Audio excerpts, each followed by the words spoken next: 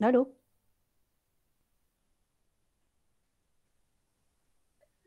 Oui, madame. Oui, Bonjour. madame. Bonjour, tante. Bonjour, madame. Bonjour.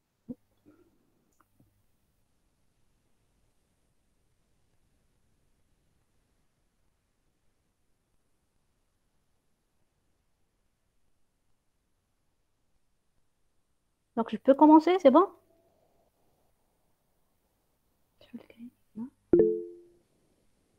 Allô? Est-ce que vous voyez le partage?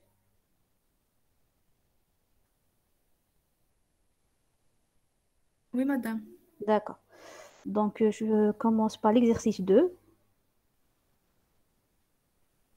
Alors, les deux chromatogrammes ci-dessous ont été obtenus en utilisant deux phases stationnaires différentes. La phase 1, c'est la phase stationnaire de siloxane de méthyle. Elle contient un pourcentage de 95% et phényl.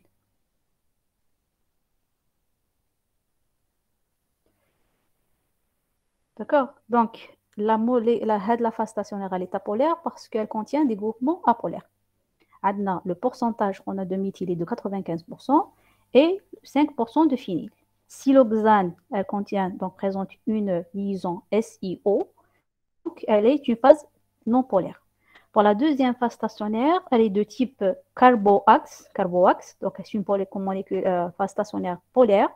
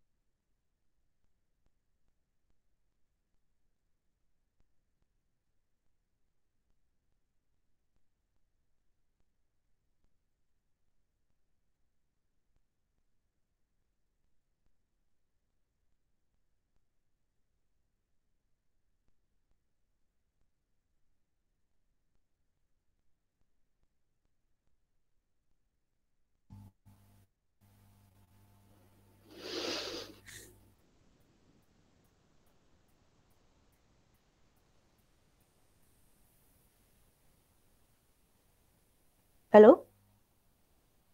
Oui, madame. Donc, on a la phase en CPG, les colonnes, la longueur de la colonne, elle est comprise entre 110 et 100 mètres. Par contre, en phase chromatographie, en phase liquide, les colonnes sont de type droit. D'ailleurs, vous voyez l'image, Naya. Donc, c'est des tubes droits en acier inoxydable. Et la longueur, elle est comprise entre 5 et 30 centimètres. 30 centimètres. Donc, il s'agit de la chromatographie en phase gazeuse. D'accord?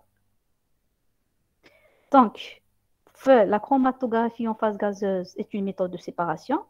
On a pour des substances volatiles et ou bien rendues volatiles par chauffage et sans décomposition.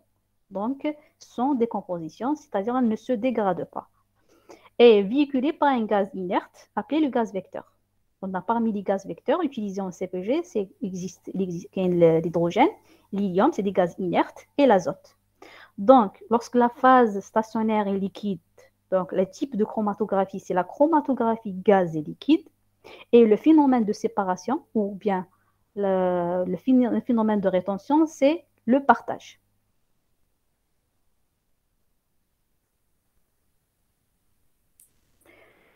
La phase stationnaire, elle est liquide, elle est solide. Donc, le type de chromatographie, c'est la chromatographie gaz, liquide et solide. Et le phénomène de séparation, ou bien le phénomène de rétention, c'est adsorption. Voilà. Donc, comme les colonnes chromatographiques, il existe deux types de colonnes, les colonnes remplies et les colonnes capillaires. Donc, d'après les conditions, d'après les données de la colonne, les paramètres, comme ZB, c'est le nom commercial de la colonne. Avec 5, c'est le pourcentage de fini, c'est 5%. Le 30 mètres, c'est la longueur de la colonne.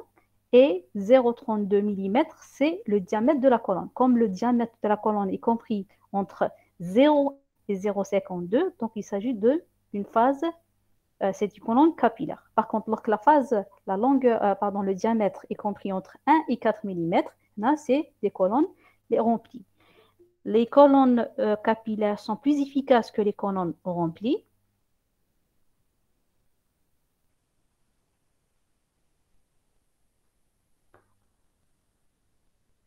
Donc, les colonnes, on a le katana.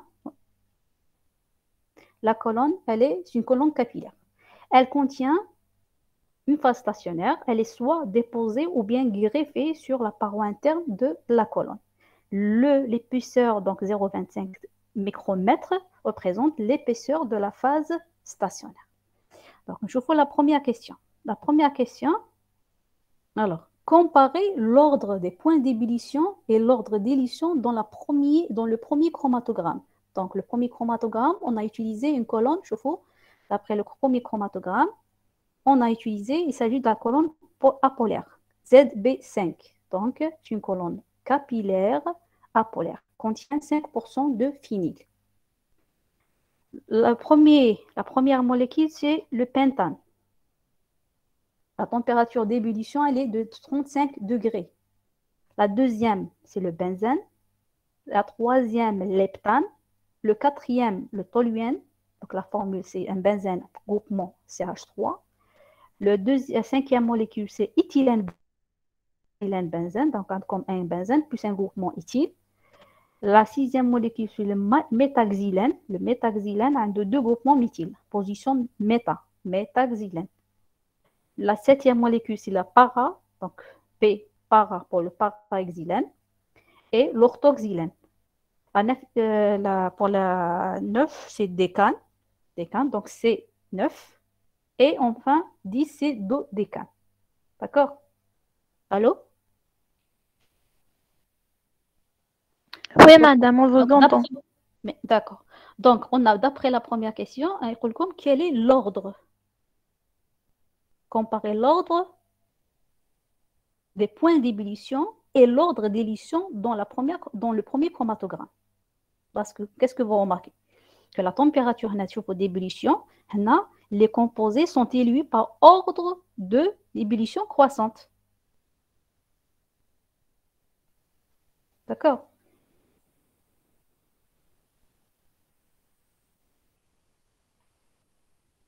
Alors, donc d'après Chauffeau, on a la phase, la colonne, les capillaires, elle contient la phase stationnaire Hadia. La phase stationnaire, c'est les siloxanes de méthyle, 95% phényl et 95% méthyle et 5% phényl. La phase stationnaire, elle est déposée à l'intérieur, la paroi interne de la colonne. Et l'épaisseur est 0,25 micromètres. Donc, en CPG, les facteurs de séparation, ils sont de deux ordres, comme la volatilité, puisque la phase mobile est un gaz, donc c'est la volatilité, et la solubilité, dans le cas où la phase stationnaire, elle est liquide. Donc,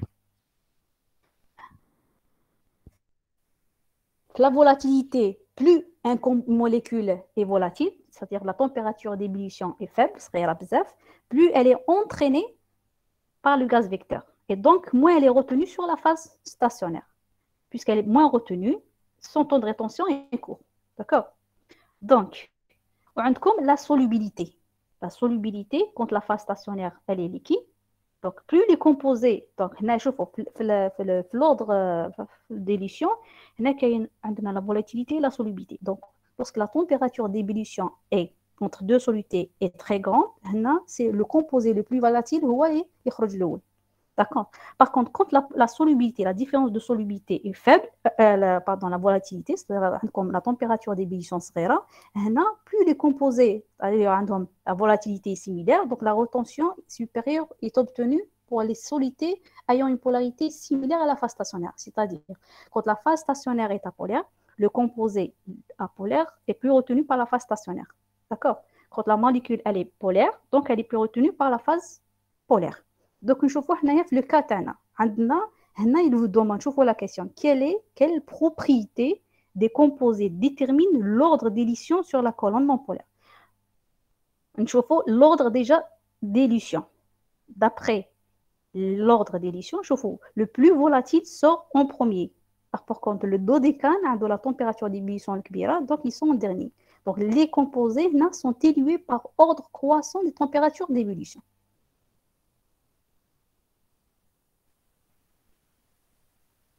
Allô?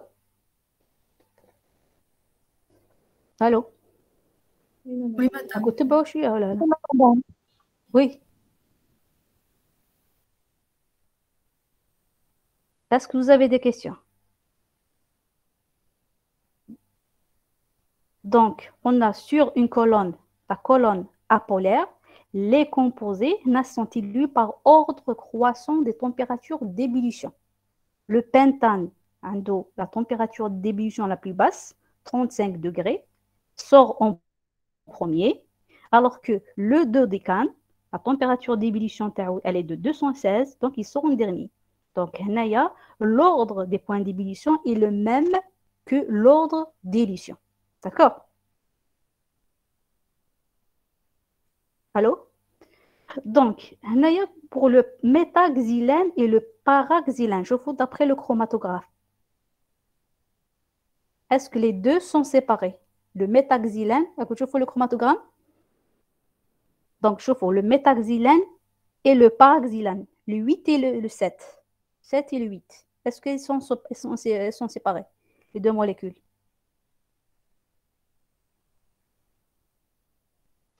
Non, sont les mêmes. Qui fait qu'ils sont les mêmes? C'est la même structure. Ils ont la même température d'ébullition. Voilà ça. Alors, ils ont la même température d'ébullition. Où je connais, il y a la séparation. باش تكون la séparation. Donc, شوفوا هنايا عندكم le paraxylène, هي la structure تاعها, paraxylène, et le métaxylène possèdent la même température d'ébullition. Qui ont la même température d'ébullition, donc ils ont la même volatilité. D'accord? Puisqu'ils ont la même volatilité, tu as la différence de la solubilité. Donc, la séparation est obtenue si des interactions entre les phases stationnaires et les solidités sont différentes. Est-ce que les interactions sont les mêmes? La phase stationnaire, elle est apolaire. Apolaire, quelles sont les interactions qui existent dans la phase stationnaire?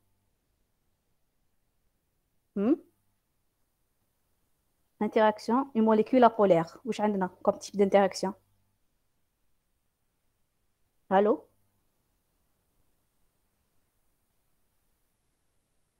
Allô? Oui, madame. Alors, quels sont les types d'interactions qui peuvent exister dans la colonne apolaire?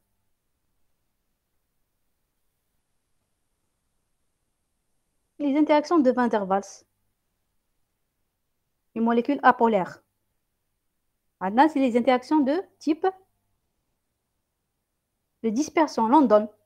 D'accord?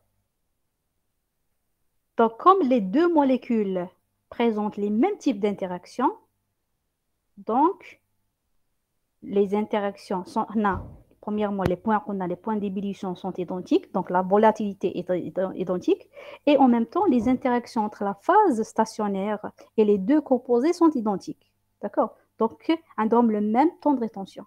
Les composés ne vont pas être séparés sur une phase stationnaire apolaire. D'accord? Puisqu'elles ont le même type d'interaction, donc la même solubilité, donc le même temps de rétention. Alors, pour la phase stationnaire polaire, je vous d'après le chromatogramme, est-ce que les deux composés sont séparés? Le para et le métaxylène, le 8 et le 9.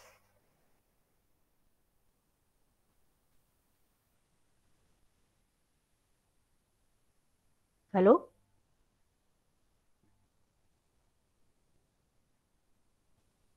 sur une phase stationnaire polaire.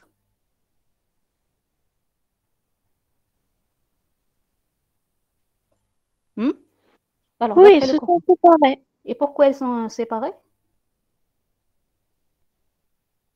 علاش sur une phase stationnaire polaire, apolaire, les composés, il y a les deux molécules.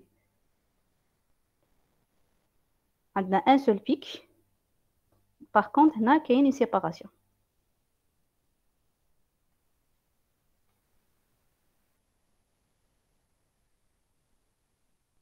Alors, est-ce que vous avez une idée?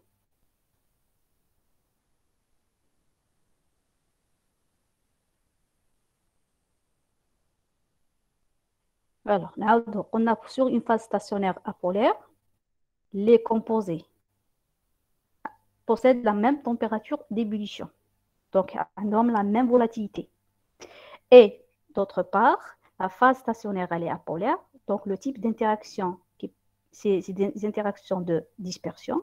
Et comme les interactions entre le métaxylène et le paraxylène sont les mêmes, donc on va avoir le même temps de rétention. Une colonne apolaire, une colonne polaire. Alors, quelles sont les interactions qui peuvent exister entre la colonne polaire? On a des interactions de dispersion, c'est-à-dire de London, plus des interactions dipolaires. Elle est capable de former des interactions dipolaires. D'accord? Allô? Oui, madame. Oui. Donc, on a comme la molécule elle est capable de former des interactions de type dipolaire. Je vois la différence entre le paraxylène et le métaxylène. La molécule de paraxylène, elle est symétrique. Donc, elle possède un centre de symétrie. Son moment dipolaire est égal à 0. Son moment dipolaire est égal à 0. Par contre, le métaxylène, donc, elle est relativement polaire parce que son moment dipolaire est légèrement différent de 0. Parce qu'elle n'est pas symétrique. Donc, elle a un moment dipolaire. Donc, il va y avoir des interactions dipolaires. Donc, comme la molécule, donc, Hadia, qu'on a des interactions de dispersion dans London. Par contre, la molécule de métaxylène possède des interactions dipolaires plus des interactions de dispersion de London. Donc, elle va aller plus retenue par la phase stationnaire. D'accord? Puisqu'elle est relativement polaire. Donc, elle est plus soluble dans la phase stationnaire. Elle est plus retenue par la phase stationnaire. Donc, le paraxylène on va ensuite le métaxylène. D'accord? Hello? Vous la différence entre la phase stationnaire polaire et apolaire? Oui. D'accord. Donc, d'une manière générale, on a en CPG les composés, chauffe-eau, sur une colonne polaire, les composés, que ce soit polaire ou apolaire, on a les composés quand la température d'ébullition est très différente. Donc, quand la différence environ plus de 30 degrés, on a les composés, quelle que soit la nature de la phase stationnaire, les composés sont élus par ordre croissant des températures d'ébullition. Par contre, lorsque la température d'ébullition est proche, donc il est la même, donc la même volatilité, on a sur une phase stationnaire polaire, les composés, comme les deux composés, donc le plus polaire et les plus retenus par la phase stationnaire. Donc, ils sortent en dernier. D'accord? Oui? Allô? Oui, madame. Donc, c'est bon pour la première question, non? Oui, on a compris. D'accord. Donc, normalement, c'est la... Voilà, pour l'exercice 3. C'est bon, non, pour l'exercice 3? On peut passer à la deuxième question, l'exercice 4? Oui. D'accord. Donc, on passe à l'exercice 4. Les deux chromatogrammes ci-dessous ont été obtenus en utilisant une phase stationnaire HPLC, donc chromatographie en phase liquide, non polaire, et une phase mobile acétonitrile O. Acétonitrile O, pour la séparation de 3 composés dans un mélange. l'un des chromatogrammes a été obtenu avec de l'acétonitrile à 12% dans de l'eau et l'autre avec 6% de l'acétonitrile dans l'eau. Donc, vous avez deux chromatogrammes. La première question, commenter les deux chromatogrammes obtenus. Commenter les deux chromatogrammes obtenus. Donc, pour le premier chromatogramme, il faut oublier qu'il y a un seul pic. Un seul pic, alors que normalement, le mélange, on a injecté 3 composés. Donc, d'ailleurs, le pic, il est large. Donc, par contre, le chromatogramme B n'a qu'un 3 composés. Donc, le chromatogramme B présente une bonne résolution. Les 3 composés sont bien séparés. D'accord? Les composés ne sont pas séparés. D'ailleurs, le pic, il est large. D'accord? Donc, ils sont coulués. Le premier chromatogramme, les 3 composés, 3 substances sont coulués. Par contre, le deuxième chromatogramme, les 3 composés sont bien séparés. Voilà pour la première question. La deuxième, donc, quel est le type de la chromatographie en phase liquide? Comme je vais appeler la phase mobile, parce que la phase mobile, elle est liquide, donc il s'agit de la chromatographie en phase liquide. Donc, d'après la phase, selon la nature de la phase stationnaire, parce que la phase stationnaire, elle est liquide, on a le type de chromatographie qui met en phase gazeuse, la chromatographie liquide-liquide. Et lorsque la phase stationnaire, elle est solide, donc il s'agit de la chromatographie liquide-solide. Le phénomène de séparation, c'est le partage, lorsque la phase stationnaire elle est liquide, on a le partage, elle est basée sur le phénomène, c'est la séparation est due aux différences de solubilité, puisque la phase mobile elle est liquide et la phase stationnaire elle est liquide. Donc différence de solubilité. Les substances à séparer dans deux phases liquides ou non miscibles. Par contre, quand la phase stationnaire elle est solide, donc là c'est le phénomène d'adsorption. L'adsorption, consiste la fixation, par définition, c'est la fixation d'un liquide ou d'un gaz sur la surface d'un solide. Donc, comme la chromatographie a comme deux types, le mode de chromatographie, il existe deux types. Lorsque la phase stationnaire elle est polaire, c'est la chromatographie à polarité de phase normale. La phase stationnaire, elle est polaire. Par exemple, comme la silice, SiOH. SiOH, donc elle contient des groupements polaires. Elle est polaire. Donc, la phase mobile, elle est apolaire. Donc, le type de phase stationnaire utilisé en mode normal, c'est l'hexane, le chloroforme, le tétrahydrofurane. Donc, on a les deux phases non miscibles. Donc, quand la phase stationnaire elle est polaire, la phase mobile est apolaire. Donc, lorsque la phase stationnaire elle est polaire, elle est du type SiOH, par exemple, la silice, la phase mobile utilisée, elle est apolaire, et donc on utilise l'hexane, le chloroforme, etc. Donc, lorsque la phase stationnaire elle est polaire, la phase stationnaire retient donc les composés polaires plus longtemps que les composés moins polaires. Donc, les composés polaires sont plus retenus que les composés polaires. Donc, les composés en premier, les composés apolaires, on va dire les composés polaires. OK, le deuxième type, le mode, parce que la phase stationnaire, elle est apolaire. Par exemple, le C18, un groupement C18, elle est apolaire. La phase mobile, elle doit être polaire. Donc, on peut utiliser l'eau plus un solvant organique. Le solvant organique, il y a le méthanol, l'acétonitrile, etc. Et tétrahydrofurane. Donc, dans ce cas-là, plus un solide est polaire et plus il est retenu par la phase stationnaire. D'après les conditions, donc les données, je faut les données, comme la phase mobile, elle est non polaire, donc C18, et une phase mobile acétonitrile eau. Donc, elle contient une molécule de l'eau, plus un solvant organique, c'est l'acétonitrile. La structure chimique de l'acétonitrile, c'est CH3CN. On peut utiliser qu'on a le méthanol. Bien sûr, la phase mobile, elle est miscible. Donc, une seule phase. Donc, un solvant eau plus un solvant miscible avec l'eau. Donc, On est dans le mode de chromatographie utilisé dans ce cas-là, c'est la chromatographie à polarité de phase inversée. D'accord? Allô? Oui, madame. D'accord. Donc, Oui, madame. je prends la deuxième question. En modifiant le pourcentage d'acétonitrile, c'est-à-dire le pourcentage de la phase organique dans la phase mobile, comment le facteur de rétention sera-t-il affecté?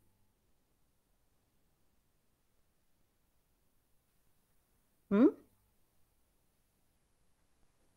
En changeant la composition, en modifiant la composition de la phase mobile. Qu'est-ce que je vais changer là? Donc, on a le mode, la phase stationnaire, elle est liquide et la phase mobile, elle est liquide. Donc, la molécule va se partager entre les deux. Plus la molécule, donc, elle est soluble dans la phase mobile, donc elle est moins retenue par la phase stationnaire, donc elle sort en premier. Donc, si je modifie la composition de la phase mobile, là, je vais modifier la composition, la polarité de la phase mobile. D'accord? Donc, si je modifie la polarité de la phase mobile, je vais modifier donc la solubilité du soluté dans la phase mobile. Donc, on a le temps de rétention, par définition, c'est le temps passé par le soluté dans la phase mobile et dans la phase stationnaire. Si le temps de rétention change, donc le facteur de rétention va changer. D'accord? Allô? Oui, madame. Oui, D'accord. madame. Donc, on a l'acétonitrile est moins polaire que l'eau. Donc, le changement du pourcentage d'acétonitrile dans la phase mobile modifie la polarité de la phase mobile. Comme en chromatographie de partage, donc c'est l'analité partagée entre la phase mobile et la phase stationnaire. D'ailleurs, c'est le facteur de rétention. On a le facteur de rétention, c'est le rapport du temps passé par le soluté dans la phase stationnaire sur le temps passé par ce même soluté dans la phase mobile. Donc, on va changer la polarité de la phase mobile, on va changer la solubilité dans celle-ci, et donc on va changer le temps de rétention. Et c'est le temps de rétention يتبدل, donc K' va donc يتبدل دايما. D'accord? En même temps, si je vais modifier le K', donc comme la résolution, elle dépend de temps de rétention, je vais modifier en même temps la résolution. Pour la troisième question, quelle phase mobile qui a une force d'élition plus grande, c'est-à-dire conduit à des temps de rétention plus courts? Expliquez brièvement. Donc, quelle phase mobile qui a une force d'élition plus grande, c'est-à-dire conduit à des temps de rétention les plus courts? Donc, par définition, la phase mobile la plus éluante, c'est-à-dire conduit à des temps de rétention les plus courts, c'est celle dont la polarité est du même type que celle de la phase stationnaire. La phase mobile la plus éluante, c'est celle dont la polarité est du même type que celle de la phase stationnaire. عندكم deux phases. عندكم l'eau acétonitrile, eau plus 6% d'acétonitrile, et l'eau plus 12% d'acétonitrile. Quelle est la phase la plus polaire?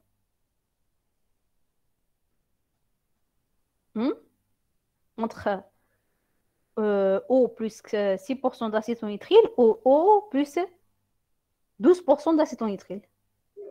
Eau plus 6% d'acétonitrile.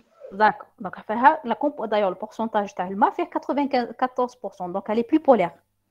Donc, on a la phase mobile qui a une force d'élition la plus grande. Est-ce que c'est la phase avec 6% d'acétonitrile ou bien 12% d'acétonitrile?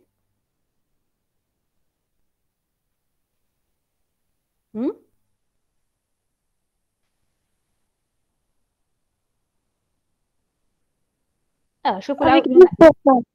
Allez, avec d'où? Avec 12%. 12%, d'accord. On a la phase définition, on a la phase la plus éluante, c'est celle dont la polarité est du même type que celle de la phase stationnaire. La phase stationnaire, elle est comment?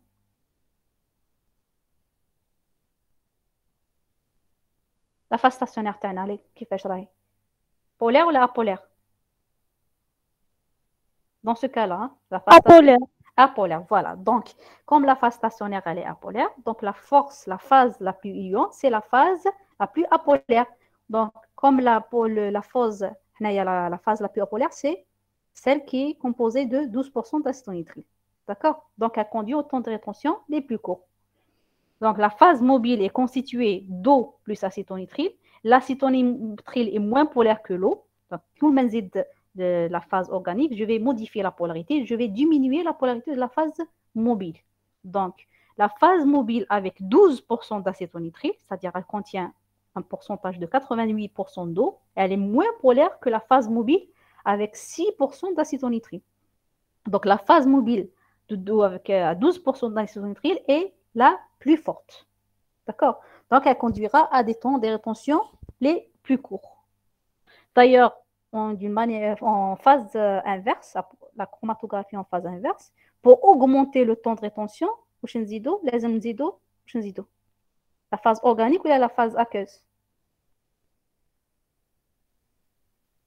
Pour augmenter le temps de rétention.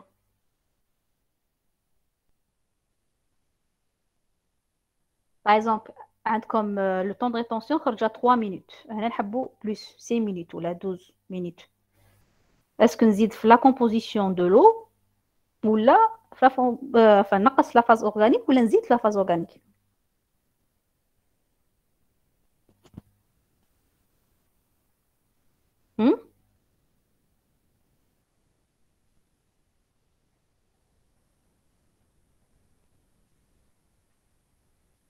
نزيد. نزيد واش نزيد؟ La phase La phase organique. Organique. Oui. بصح قلنا la phase la plus éluante, c'est la phase 12% d'acétonitrile. Donc c'est la phase la plus apolaire. Donc pour augmenter le temps de rétention, لازم نقص la phase organique. D'accord? Donc pour J'ai pas compris. comme dans le cas de D'ailleurs, d'après Hadia, quelle phase mobile a été utilisée pour obtenir le chromatogramme B? Est-ce que la phase mobile avec 6% d'acétonitrile ou bien 12% d'acétonitrile? Le chromatogramme B, le chromatogramme B. On a utilisé quelle est la phase mobile utilisée? 12%. علاش 12%? Elles sont bien séparées.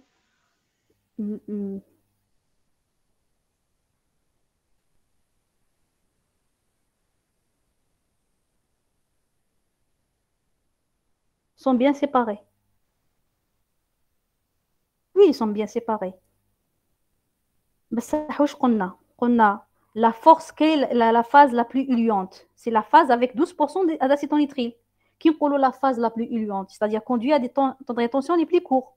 Donc, si vous comparez entre le chromatogramme A et le chromatogramme B, par exemple, le premier pic, il خرج à peu près 2,1, alors que le chromatogramme B, il خرج à 3,1. Quelle est la phase la plus éluante?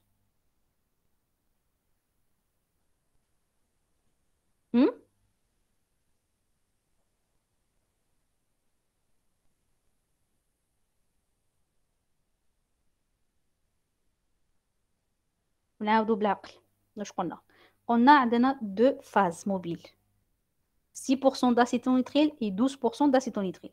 La phase avec 6% d'acétonitrile, elle est plus polaire, d'accord. Donc, donc la phase avec 12% d'acétonitrile, elle est moins polaire. Donc, elle est plus éluante. Qui est la plus éluante, c'est-à-dire dans des temps de rétention les plus courts. شوفوا le chromatogramme A, le chromatogramme B. Avec quelle phase mobile on a utilisé pour avoir le chromatogramme A? Chromatogramme A avec 12% et chromatogramme B avec 6% parce que le temps de rétention de A est moins que le temps de rétention de B. Voilà, c'est ça. Donc, pour augmenter le temps de rétention, on doit نزيدو phase aqueuse. D'accord? Oui. D'accord.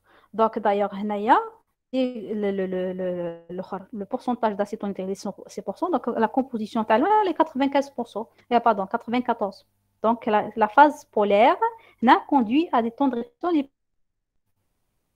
Donc en phase inverse, pour augmenter les temps de rétention, on doit augmenter la polarité dans la phase mobile, donc augmenter le pourcentage d'eau dans la phase mobile et diminuer donc la force diluante. D'accord?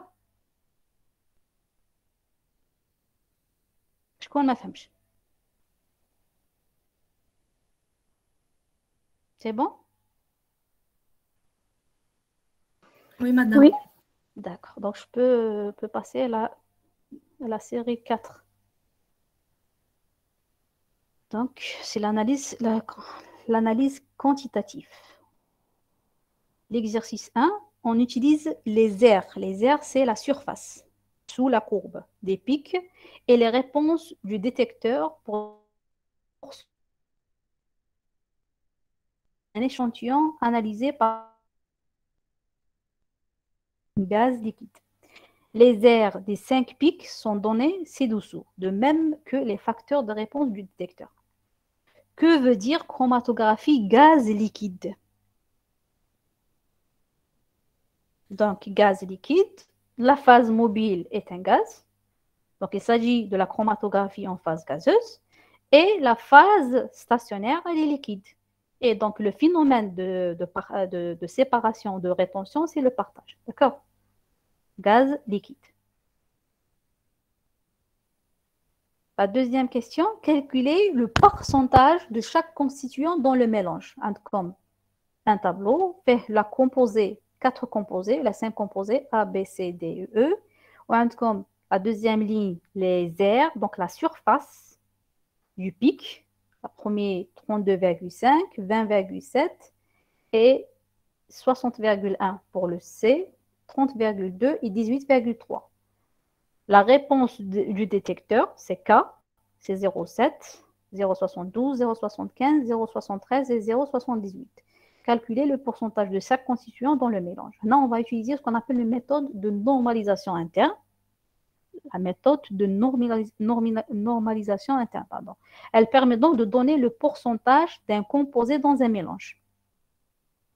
Sachant que en chromatographie, l'air, la surface, elle est proportionnelle à la masse. Donc, on a MI est égal à KI fois AI. Avec KI, c'est le facteur de réponse.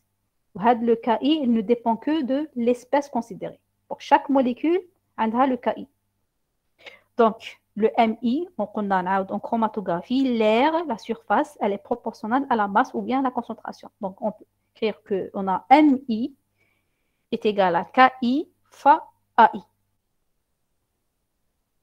Pour calculer le pourcentage de chaque constituant dans le mélange, donc il se fait, c'est comme le pourcentage, la somme des MI, c'est égal à 100%. Donc pour chaque MI et chaque constituant, donc je vais calculer le pourcentage théo. Donc le pourcentage I, par exemple pour le composé A, c'est la masse de A sur la somme des MI.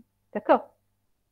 Donc, sachant que MI est égal à KI fois AI, je vais remplacer la formule TI.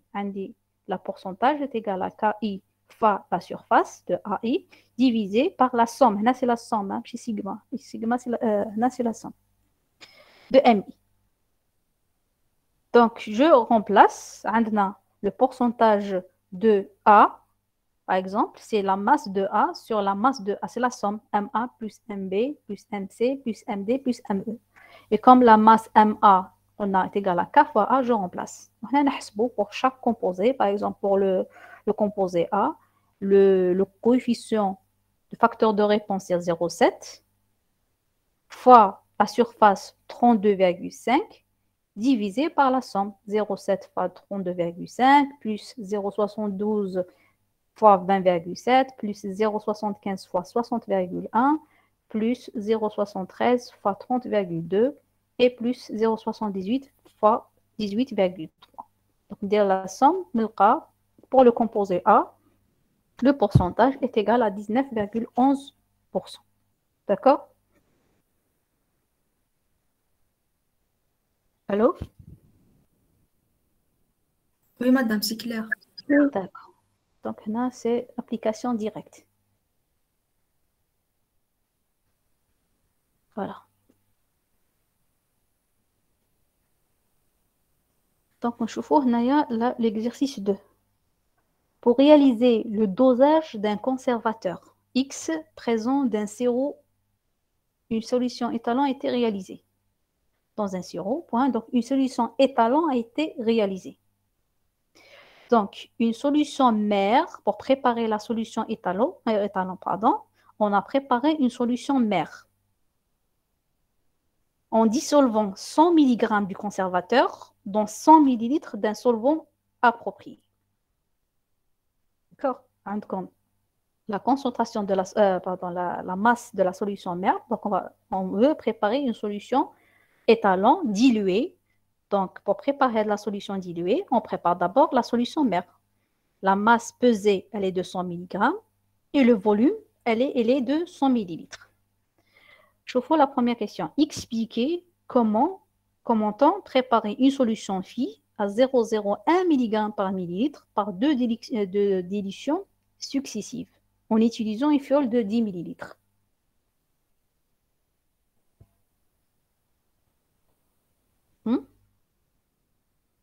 Expliquez comment peut-on préparer la solution phi de concentration 0,01 mg par millilitre.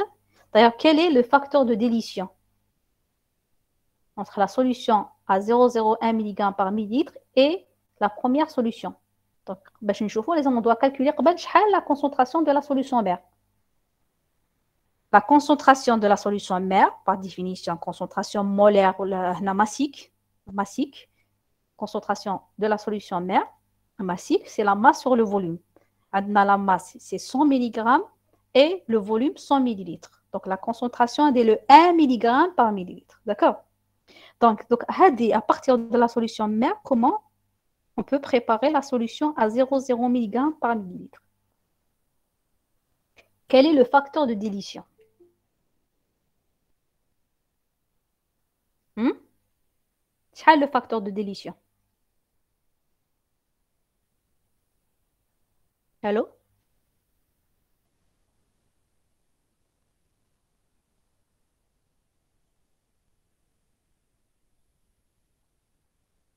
Allô? Oui, madame. كيفاش نحسبوا le facteur de dilution?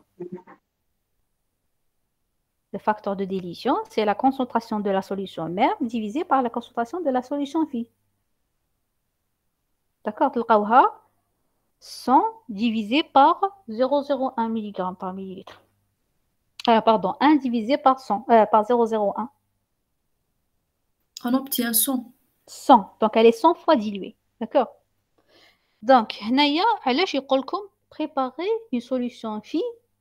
Donc, normalement, à partir de la solution phi, solution mère, quel est le volume à prélever de la solution mère pour préparer 10 ml de la solution phi?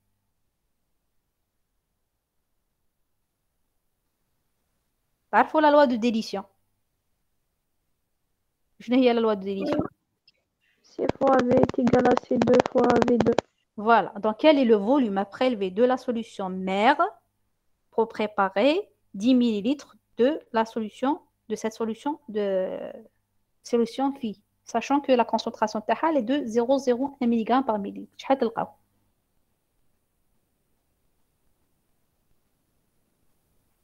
تحسبوها تشوفوا؟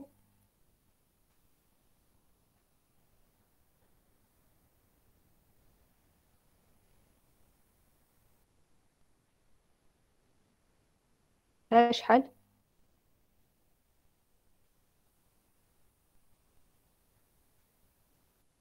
Allô? C'est combien?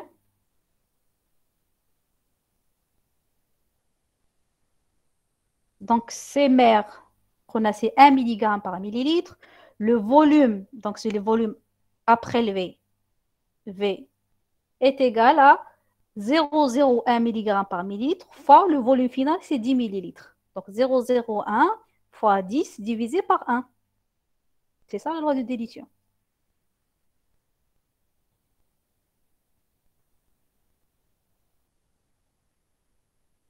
Alors, combien? 0,1.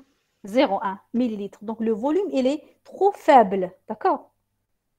Donc, pour cela, une dilution successive. Vous mettez une dilution successive, c'est-à-dire on va préparer une solution intermédiaire.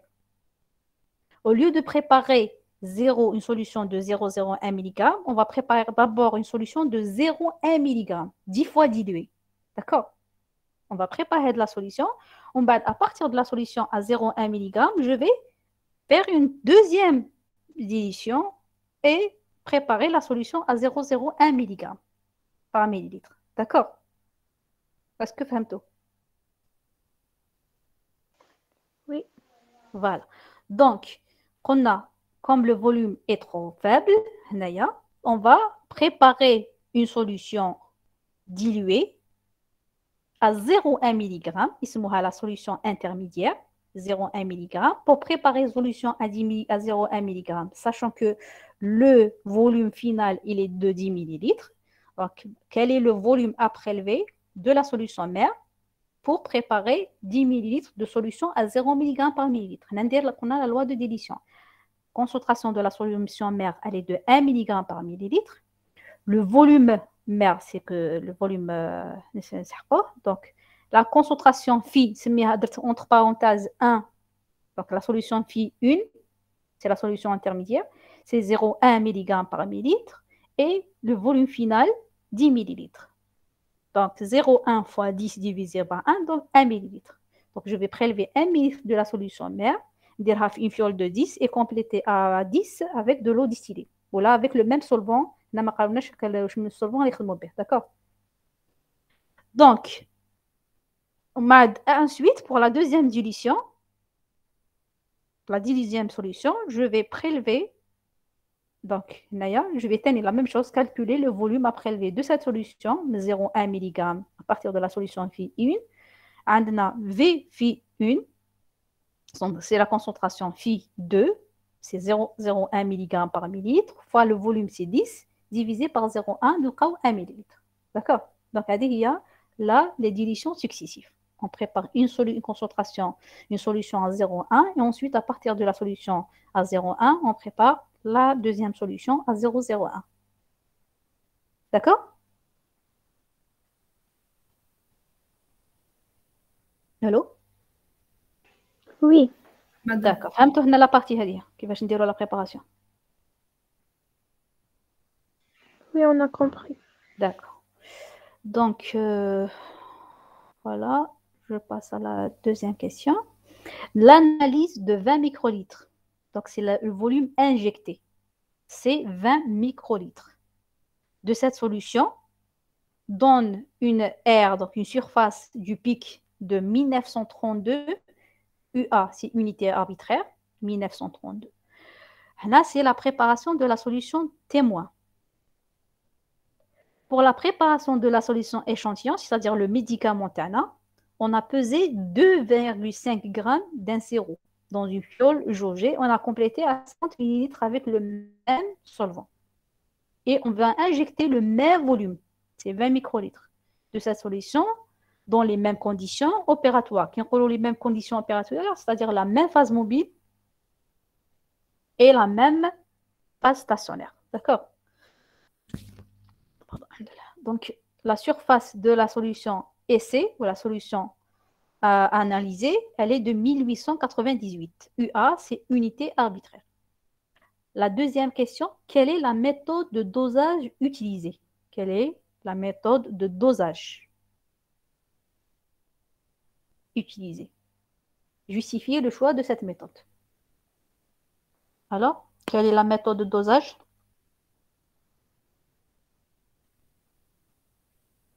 En fait, il existe deux types de méthodes de dosage. Deux. La méthode de dosage étalonnage externe, d'accord? شوفوا هنايا. Donc la méthode d'étalonnage externe, elle consiste à injecter successivement un même volume d'une solution étalon. Est-ce que tu as fait la solution étalon? C'est la solution témoin. Elle contient la substance pure. Donc, je vais injecter une solution étalon ou bien solution témoin de concentration connue. Donc, et je vais avoir un chromatogramme. D'accord? Le chromatogramme, on a l'air, la surface. Et ensuite, je vais injecter la solution à doser, c'est-à-dire la solution, l'échantillon ou bien le médicament Tana, et je vais avoir un deuxième chromatogramme. Et bien sûr, la solution à doser contient la substance à doser et d'autres produits. Donc, comment l'identification, comment je vais identifier la substance Tana, le conservateur. Allô? Allô? J'ai pas compris. Alors, شوفوا هنايا pour déterminer la solution déjà هنايا فهمتوا واش نديرو هنا la préparation. J'ai préparé. Le but c'est de déterminer la quantité, le conservateur dans le médicament. D'accord? Donc, pour déterminer cette concentration, je vais injecter premièrement une solution témoin. اسمها témoin ou bien étalon. Je ne sais pas si une solution étalon. Étalon ou témoin. La solution témoin, elle contient la substance pure. Le produit conservateur. D'accord? Donc, je vais préparer une solution de concentration connue. On a préparé une solution de concentration connue, c'est-à-dire la concentration du conservateur est de 0,01 mg par millilitre. En bas, je vais injecter les mêmes conditions, je vais garder la même phase mobile et la même colonne.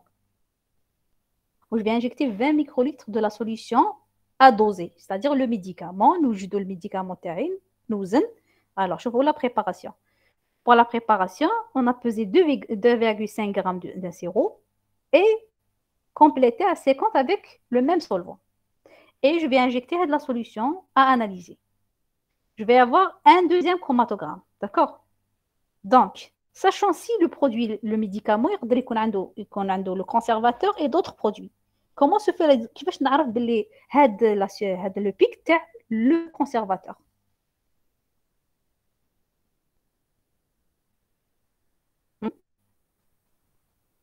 Alors, on a l'identification, elle se fait par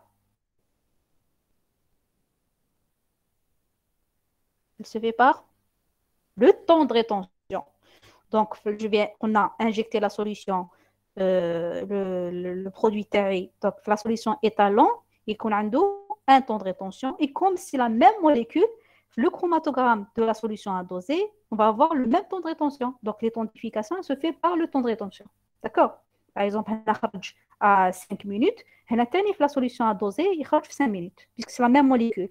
Donc, ils vont avoir les mêmes interactions à la phase mobile et à la phase stationnaire. D'accord? Allô? Oui. فهمتوا واش معناتها la solution Oui, on a compris. étalon et solution à doser. Oui, madame. D'accord. Donc, le but c'est de déterminer la teneur, c'est-à-dire la concentration de la solution à doser. Sachant qu'on a en chromatographie, l'air, pardon, et voilà, l'air, la concentration est égale à K fois A. Avec K, c'est le facteur de réponse. Fois, donc je peux écrire que la concentration de l'étalon, la solution étalon, est égale à K étalon fois l'air, la surface étalon. Et pour le chromatogramme de la solution à doser, la concentration EC est égale à K EC fois A EC. Quel est le but? C'est de déterminer la concentration. L'inconnu, c'est la concentration C et C. Donc, je fais le rapport 2 sur 1 pour éliminer K, parce que maintenant, je le K. Et comme c'est la même soluté, donc K étalon est égal à K et C. Donc, on dirait le rapport 2 sur 1 On va avoir C concentration et C sur la concentration étalon est égal à le rapport des surfaces A et C sur A étalon. Donc, j'ai la concentration de la solution étalon, j'ai les R, donc je peux déterminer la concentration de l'essai. D'accord. Et c'est la méthode de dosage, d'étalonnage externe. Quand est-ce qu'elle est utilisée? Donc, elle est utilisée lorsque le volume injecté est précis. Je m'attends le volume injecté précis, c'est-à-dire que la chromatographie en phase gazeuse, elle contient ce qu'on appelle une boucle. Je vous fais la boucle. Donc, on peut injecter un volume précis. Donc, le volume injecté, il est de 20 microlitres. On a une boucle. D'accord. Donc, la méthode de dosage utilisée, quand est-ce qu'elle est utilisée? Quand elle est utilisable quand le volume injecté est précis. Donc, je peux l'utiliser en chromatographie en phase gazeuse. Pourquoi? Parce que l'injection là, elle se fait avec une boucle d'injection et la boucle contient un volume fixe, constant. D'accord? Et donc, la question est, quelle est la méthode de dosage utilisée?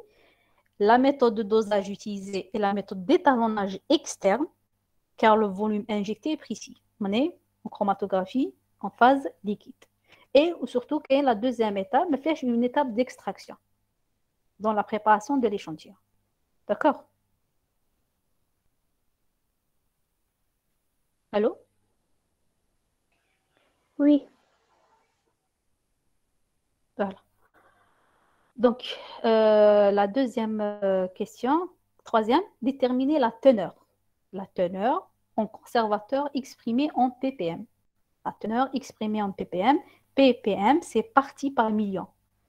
Donc, 1 ppm est une partie par million, c'est-à-dire est égal à 1 gramme de soluté divisé par 10 puissance 6 grammes de solution. Donc, une partie par million. Donc, je peux l'exprimer en milligrammes par kilogramme ou bien par microgramme par gramme. 1 gramme de solution est égal à 1000 milligrammes. Donc, 1000 milligrammes, je peux simplifier par le 1000. Je l'ai 1 milligramme divisé par 1000 grammes. Et le 1000 milligrammes est égal à 1 kilogramme. Donc, 1 ppm est égal à 1 milligramme par kilogramme. Ou bien, puisque 1 milligramme par milligramme est égal à 1 microgramme par gramme. Je faut qu'il 1 milligramme par 1000 microgrammes. Donc, 1 milligramme est égal à 1000. Donc, 1000 sur 1000 grammes, traduit 1 microgramme par gramme. Donc, 1 ppm est égal soit 1 mg par kilogramme ou bien 1 microgramme par gramme. Dans le cas des solutions aqueuses, la solution aqueuse, comme la densité de l'eau D est égale à 1, donc, je peux remplacer les 10 puissance 6 grammes par millilitre. Densité, c'est la masse volumique. Telle masse, c'est ρ est égal à 1 gramme par millilitre. Ou bien 1 gramme par centimètre cube. Donc, les solutions aqueuses, une partie par million est égale à 1 mg par litre ou bien 1 microgramme par millilitre. D'accord? Madame, Oui? quel est le but de calculer la teneur? باش نشوفوا شحال البورسونتاج اللي كاين في le sirop. Ah, d'accord, merci.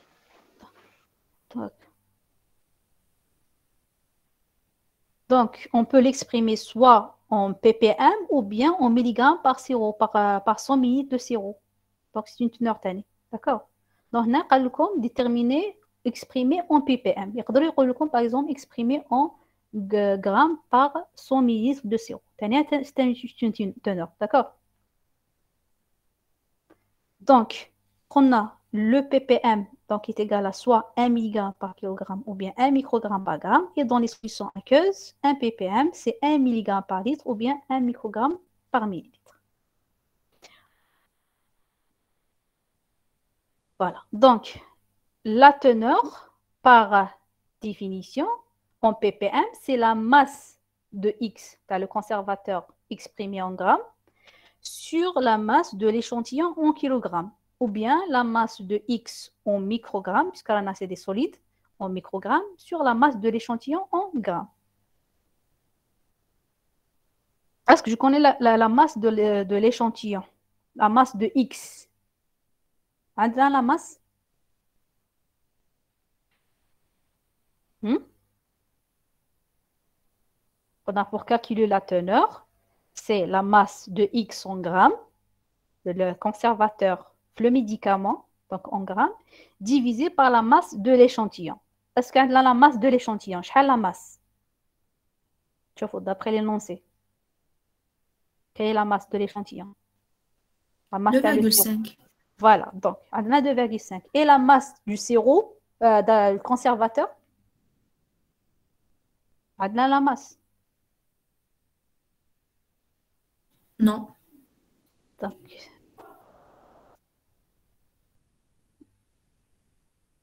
alors, comment peut-on la calculer?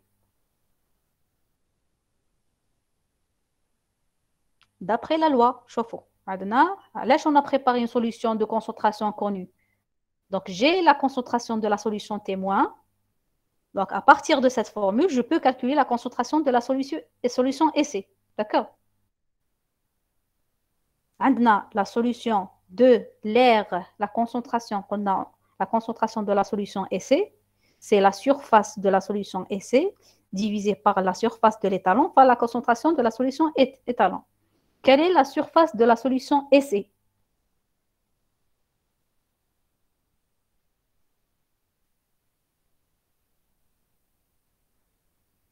شحال l'air.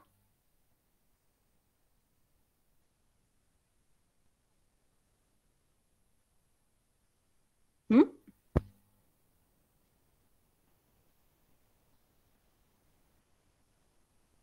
Alors, شوفوا d'après l'énoncé هنا شحال la surface. Comme deux surfaces. 1932 unité arbitraire. وعندكم 1898.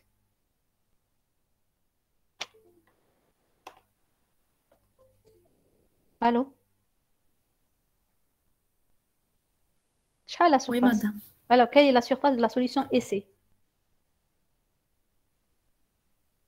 Alors, شوفوا هنا d'après l'énoncé عندكم l'analyse. شوفوا هنايا في la préparation on a une solution mère de X est préparée, etc. Voilà.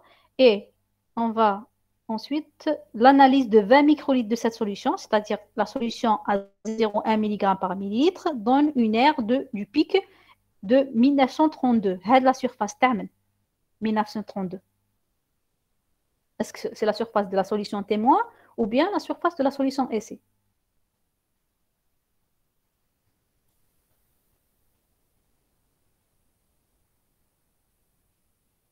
Allô?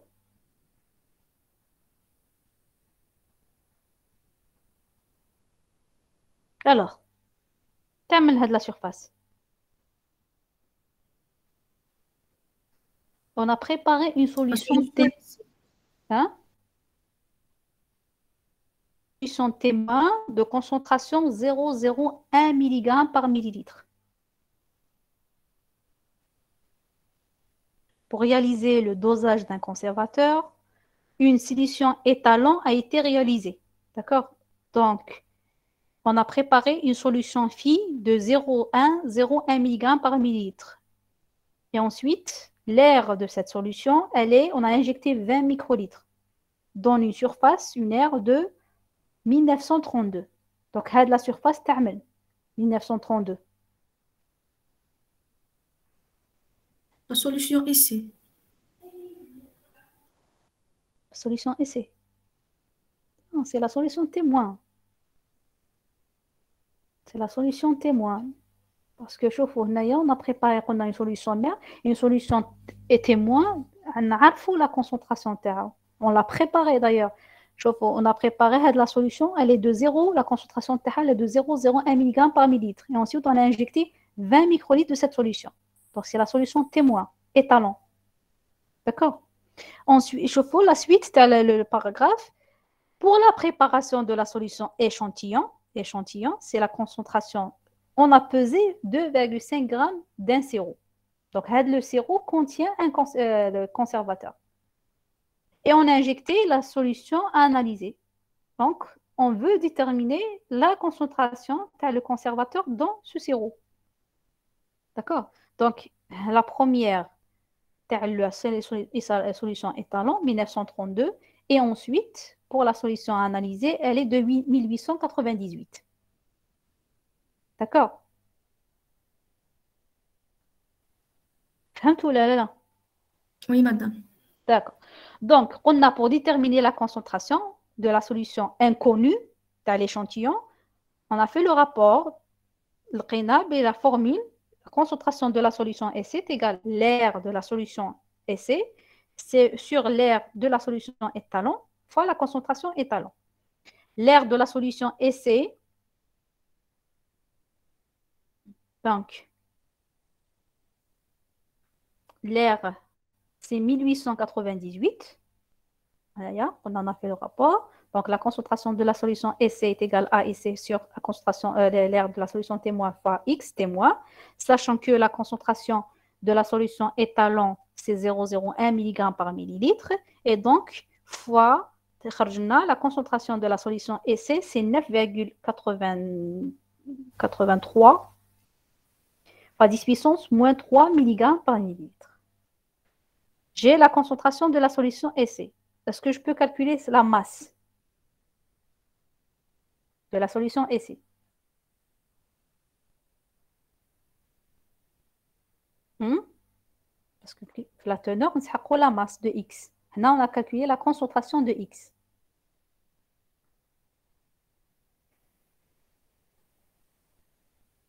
Oui, madame, on peut la calculer.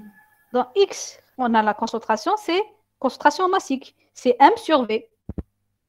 Maintenant, la concentration de la solution essai, c'est la masse de la solution essai sur le volume. Donc, la masse de la solution essai, c'est X, la concentration fois le volume. Sachant que le volume, c'est 50 millilitres, parce qu'on a complété à 50.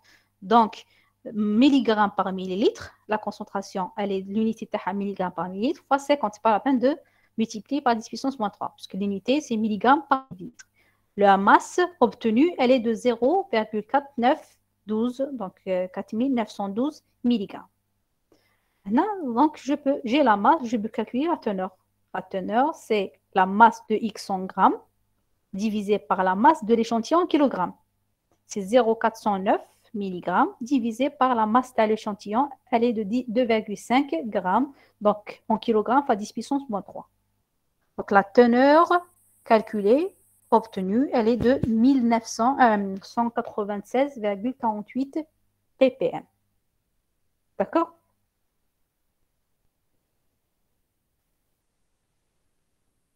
Allô? Oui, madame. D'accord.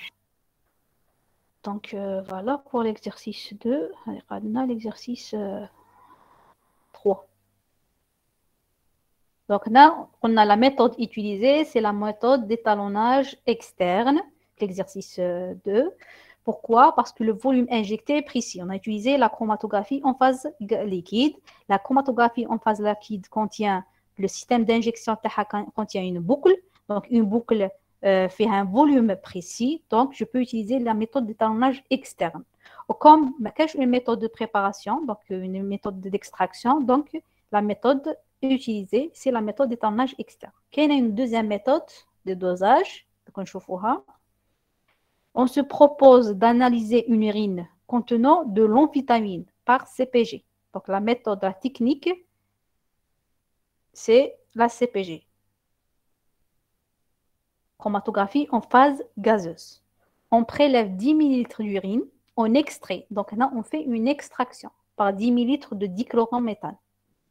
Bien sûr, les extractions, le solvant est non miscible avec l'eau. Le dichlorométhane, il est non miscible avec l'eau. Donc, on va avoir deux phases. 5 ml de l'extrait dans le dichlorométhane sont évaporés à sec dans un tube T1. L'évaporation, donc je vais éliminer le solvant organique. De la même façon, donc c'est la préparation de la solution essai. On a fait la solution essai parce que l'urine, c'est l'échantillon T1. D'accord? De la même façon, on évapore à sec 5 ml d'une solution étalon de l'amphétamine. La concentration TH est de 100 microgrammes par litre. On reprend chaque tube séparément par 50 ml d'éthanol contenant un étalon interne à la concentration de 200 microgrammes par litre. comment se fait le choix de l'étalon interne? Quel est l'intérêt d'ajouter un étalon interne? Donc, هنا, c'est la méthode de dosage, c'est la méthode d'étalonnage interne. واش معناتها la méthode d'étalonnage interne? شوفوا la différence entre la méthode d'étalonnage externe, هنا, elle repose sur l'ajout en quantité parfaitement connue et unique dans toutes les solutions étalons et tous les échantillons d'un étalon interne. Donc, نزيد في la solution étalon la même quantité à la même concentration, la solution témoin et la solution essai. D'accord? Donc, je vais avoir deux pics. Tu as la solution, le composé TANA et tu as l'étalon interne. Donc, pour calculer la concentration de la solution essai, solution à examiner, premièrement, je vais faire le rapport la rapport à l'air de la solution étalon sur l'étalon interne. Et ensuite, je vais faire le rapport de 3 sur 4. Chauffons. D'après le chromatogramme A, solution étalon, j'ai la concentration de la solution étalon, elle est proportionnelle à la surface, donc c'est égal à K fois étalon. Et comme le K, la concentration de l'étalon interne, c'est une autre molécule. Donc, concentration de l'étalon interne, la solution témoin, entre parenthèses, solution témoin est égale à K EI. Mais c'est le même K, d'accord? Parce que c'est le soluté ou c'est l'étalon interne. C'est de deux molécules différentes. Donc, K, étalon interne, fois la surface de l'étalon interne dans la solution étalon. On va faire le rapport 2 sur 1. Concentration étalon interne témoin. Voilà, 1 sur 2, 1 sur 2. Concentration de 1 sur 2. Donc, la concentration étalon sur la concentration étalon interne, c'est K, mais le même K. Donc, il radle le K. K de la soluté sur K étalon interne. Fois l'air de l'étalon divisé par l'air de l'étalon interne. On va faire la même chose pour le chromatogramme de la solution essai. J'ai la concentration de la solution essai est égale à K. J'ai mis le même K parce que c'est le même soluté que la solution étalon. D'accord? Allô? Oui, madame. Donc, je fais le chromatogramme de la solution essai comme concentration donc, de l'étalon interne. La solution essai est égale à K étalon interne fois l'air de l'étalon interne dans la solution essai. 3 sur 4, je vais faire le rapport 3 sur 4, c'est égal à la concentration de la solution essai divisé par la concentration de l'étalon interne dans la solution entre parenthèses et solution essai est égal à les rapports des surfaces avec les rapports des facteurs de réponse. Donc, maintenant, pour déterminer la concentration de les solutions essai, on va faire 5 sur 6. 5 sur 6. 5 sur 6, traduire la concentration de la solution essai. Donc, c'est égal. Les rapports A essai sur A étalon interne dans la solution essai divisé par A étalon interne sur A étalon interne fois la concentration de solution étalon. D'accord? Donc, هذه la loi نستعملها. Donc, quand est-ce que la molécule est utilisable? Elle est utilisable, premièrement, quand le volume injecté n'est pas précis. En CPG. En CPG, pourquoi? Parce que, je vois la différence entre tu connais le système d'injection en CPG? Oui, madame. شوفوا la différence entre هنايا ما عندهاش هذه راكم تشوفوا بهذه الفوقانيه سي لا سيرينغ ما عندناش كيما لا كروماتوغرافي هنايا ما عندهاش هذا لو سيستيم هذا لا بوكل داكور دونك ما عندناش ان فوليوم بريسي طيب نقول لكم on va injecter environ 1 microlitre de la solution environ donc ما عندناش un volume précis donc la méthode d'étalonnage interne est utilisable quand le volume n'est pas précis. Le volume injecté n'est pas précis. Donc, c'est le cas de l'SCPG. En CPG, on ne peut pas, d'ailleurs, il est très difficile de maîtriser le volume injecté. D'accord? Et quand est-ce qu'on peut l'utiliser lorsqu'on a une étape d'extraction dans la préparation de l'échantillon. Voilà. Le choix de l'étalon interne, les critères de choix d'un étalon interne, il doit répondre à certains critères. Le premier critère, premièrement, il ne doit pas exister dans le mélange à analyser. Il ne doit pas exister dans le mélange à analyser. Deuxièmement, il doit présenter des propriétés physico-chimiques et structurales très proches du composé d'intérêt. Par exemple, presque la même température d'ébullition ou bien la même forme, la même polarité. D'accord? Et en troisième critère, ne doit pas réagir avec le composé à doser. لازم تكون عندنا une réaction chimique. Il ne doit pas réagir avec le composé à doser et il doit être bien séparé. لازم تكون عندنا une bonne résolution. RS est supérieur à 1,5 entre le solité et l'étalon interne. D'accord? Allô? Oui, Oui, madame. madame. Voilà. Donc, la troisième question, quel est l'intérêt d'utiliser un étalon interne? علاش نستعملوه l'étalon interne?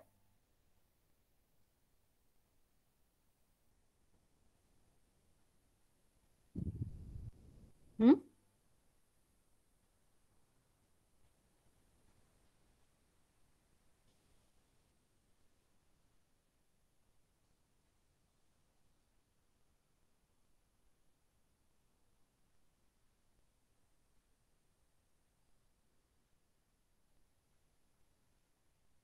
Hein? Quel est l'intérêt d'utiliser un étalon interne?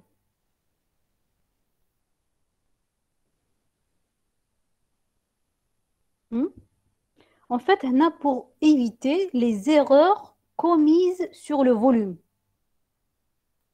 Comme pour on a, préciser le alors, comme on a le volume injecté n'est pas précis, donc si par exemple on ajoute un volume supérieur, par exemple au lieu d'injecter 1 microlitre, je vais injecter 1,1 microlitre.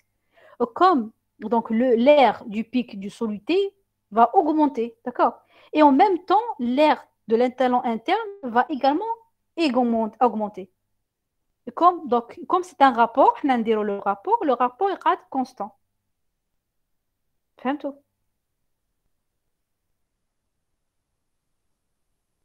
Donc, l'avantage, c'est il est indépendant du volume injecté. Puisque, par exemple, je vais injecter un volume de 1, au lieu d'injecter 1 microlitre, زدت شوية 1,1 microlitre.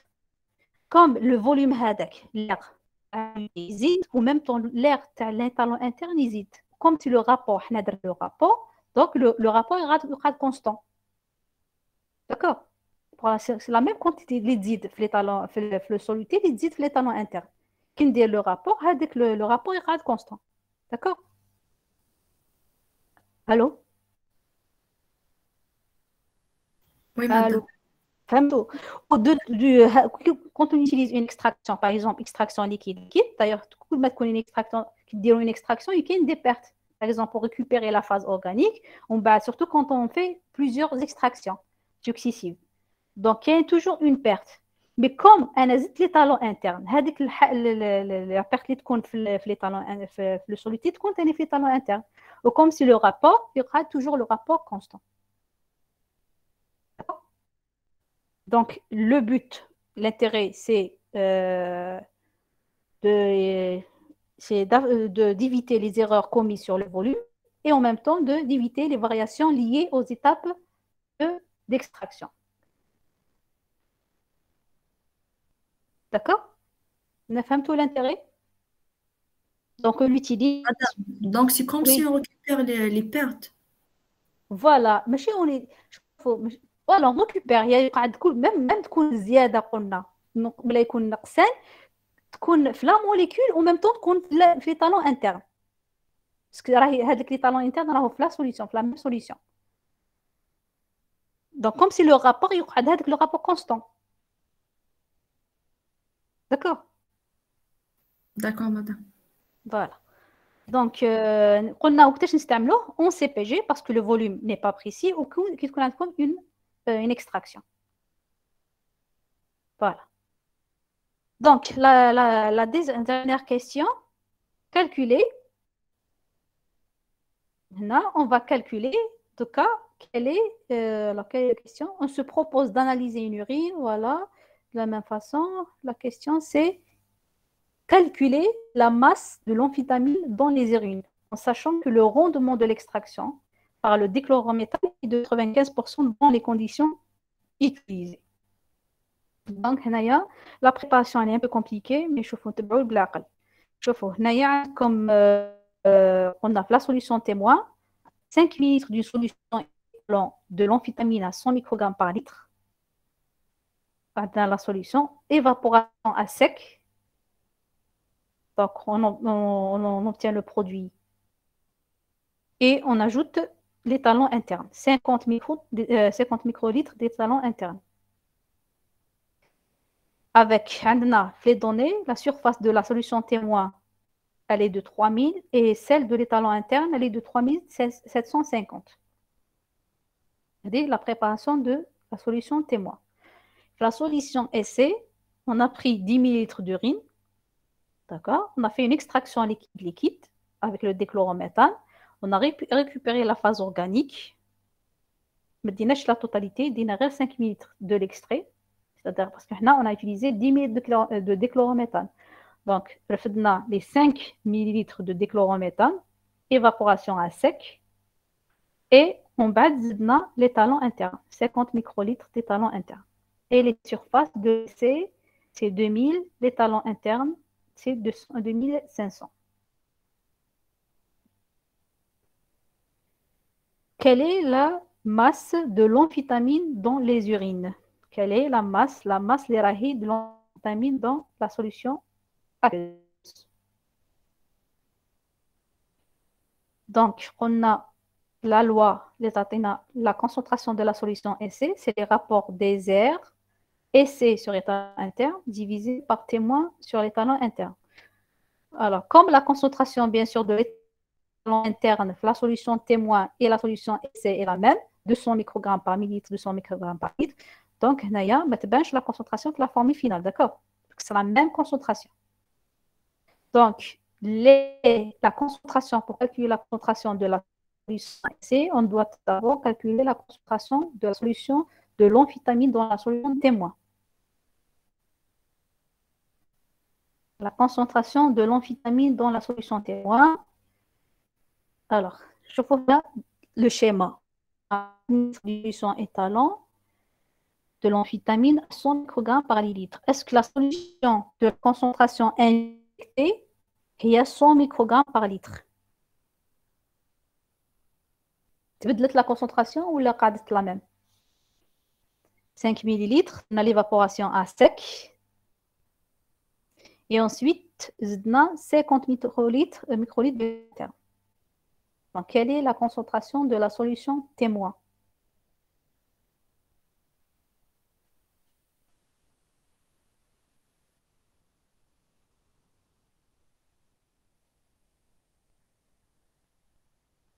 Hmm?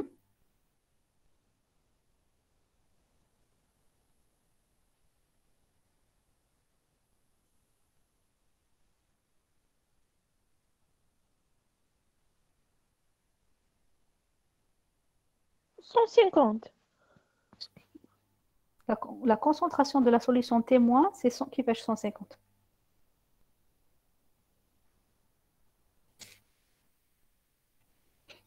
Donc, شوفوا هنايا عندنا évaporation à sec. Je m'attends évaporation à sec. Quelle est la masse de l'étalon, de l'amphétamine هنايا après évaporation à sec? شحال la masse تاعها؟ هنا عندنا une concentration. لحينا le solvant. عندنا un solide. D'accord? Évaporation à sec, c'est on a éliminé tout le solvant. Donc, quelle est la masse de l'amphétamine à sec? La masse.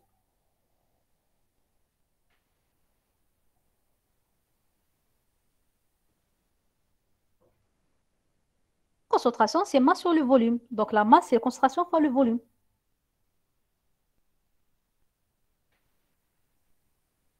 D'accord? Donc, maintenant, on a 100 microgrammes par millilitre. On a évaporé S sec pour déterminer la masse. C'est la masse sur le volume. M, c'est voilà. Comme la concentration amphétamine de la solution témoin T2. C'est-à-dire la première, c'est la solution témoin T1. Évaporation à sec, quelle est sa masse? vous avez la masse, c'est la concentration de l'amphétamine fois le volume, sachant que le volume, il est de 5 millilitres.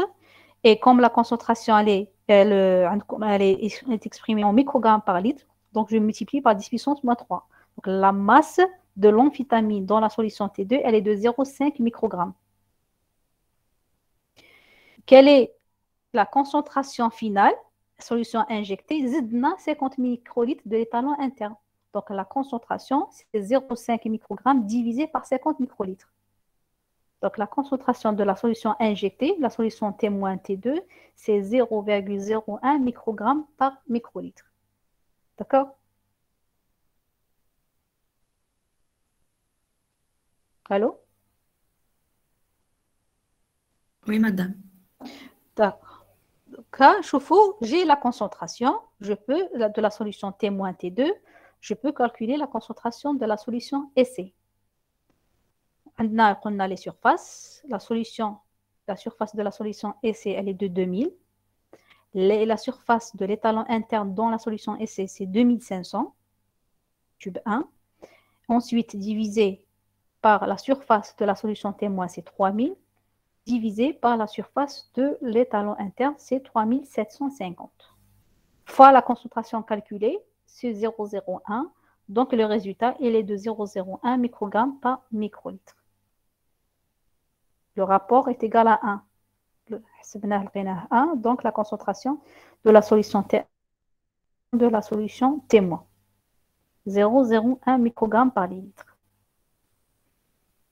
Donc, pour déterminer la masse, alors, d'après le rôle, calculer la masse de l'amphétamine dans les urines, c'est-à-dire la masse dans la phase aqueuse.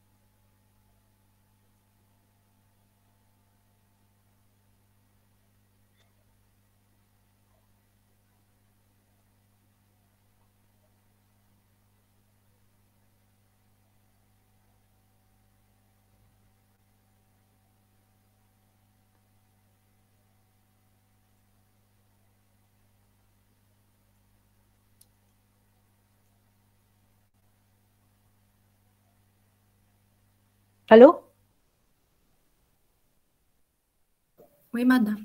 Donc, la masse, pour calculer la masse, la formule, on a calculé la concentration de la solution essai. Et donc, pour calculer la masse, j'ai la masse, la concentration de la solution amphétamine dans la solution essai, c'est la masse sur le volume. Et le volume, puisqu'on a rajouté 50 microlitres d'étalon interne. Donc, la masse de l'amphétamine dans la solution essai, c'est 0,01 microgrammes par microlitre fois 50 microlitres. Donc, la masse, c'est 0,5 microgrammes. Mais la solution, la masse calculée, elle est dans 5 millilitres de l'extrait, dans la phase organique. Pour calculer la masse dans les 10 millilitres de l'extrait, donc je vais multiplier par 2. Donc 0,5 arrive 5 millilitres de la phase organique. Pour 10, donc c'est 0,5 fois 10 divisé par 5. Donc je multiplie par 2. Donc on a une masse de 1 microgramme. D'accord? Donc, sachant que le rendement il est de 95%. Parce que la masse, quelle est la masse dans la masse initiale?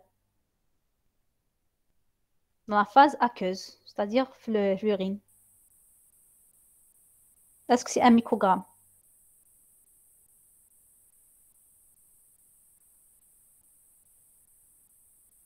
Le rendement, c'est la masse de la phase organique sur la masse de la phase initiale, M0. D'accord? Pour la masse de la solution initiale, la masse organique, c'est 1 et le rendement, il est de 95%. Donc, pour déterminer la masse de l'amphétamine dans 10 ml d'urine, c'est-à-dire avant l'extraction, je vais utiliser la formule de le rendement. Le rendement, mon pourcentage, est égal à la masse de la phase organique divisée par la masse initiale. Donc, pour trouver la masse initiale, les 10 ml d'urine, donc je vais remplacer la masse organique 1, 1 de l'extrait, la phase organique, divisé par le rendement. Que 100%, la masse est égale à la masse organique. Comme le pourcentage, le rendement est de 95, donc la masse, elle est de 1,053 microgrammes.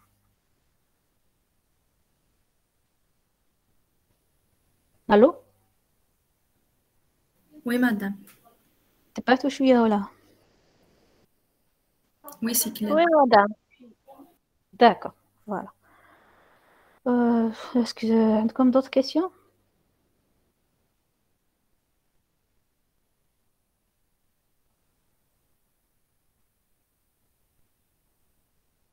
Allô? Oui, madame, on vous entend. Comment est-ce que vous avez des questions? Pour l'instant, non.